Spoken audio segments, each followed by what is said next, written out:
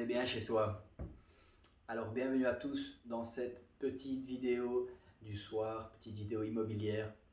On va discuter d'un sujet dont on pose souvent des questions, c'est les rénovations. Faut-il les faire soi-même? Faut-il apprendre ou peut-on tout déléguer à une seule personne ou à plusieurs corps de métier? On va essayer de répondre à toutes ces questions dans cette vidéo. Pour moi, il est intéressant de tenter l'expérience de faire les travaux par soi-même, d'apprendre et sur le tas, de demander des coups de main à gauche, à droite, à son réseau, à ses amis autour d'un bac de bière et d'avancer, de faire des erreurs bien sûr, mais ça va vous permettre de savoir tel prix pour les matériaux, combien coûte le fait de faire monter une douche, combien coûte un carrelage, un parquet, et de ne pas vous faire avoir dans le futur. Alors ce ne sera peut-être pas les plus belles rénovations du monde, car un professionnel travaille toujours mieux que vous et moi, mais il est important pour moi de savoir faire quand même un petit peu de rénovation dans votre bâtiment, ne fût-ce que pour la démolition, là où vous allez gagner quand même quelques milliers d'euros facilement.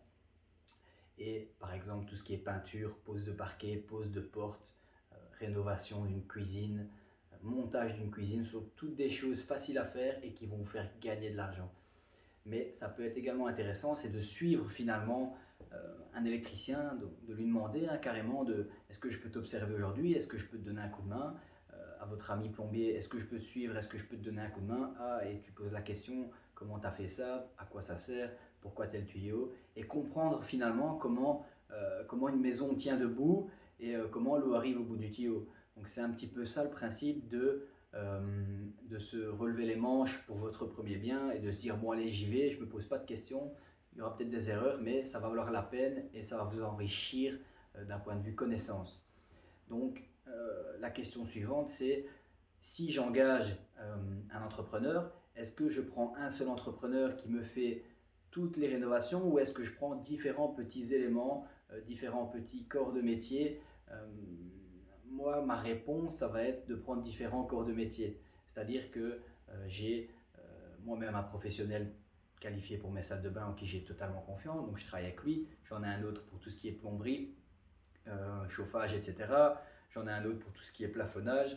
J'ai un autre ami pour la toiture. Donc, je préfère prendre différents électrons qui travaillent plus ou moins main dans la main dans le calendrier pour arriver à un résultat final que de confier à un entrepreneur unique tout le suivi du chantier. Enfin, ça c'est mon avis personnel, vous me donnerez le vôtre en commentaire, mais je préfère fonctionner de cette façon-là et finalement donner à manger, on va dire à tout le monde, donner un petit peu de travail à tout le monde. Ça fait toujours plaisir que de donner un chantier à une personne que vous appréciez et cette personne vous le rendra de toute façon.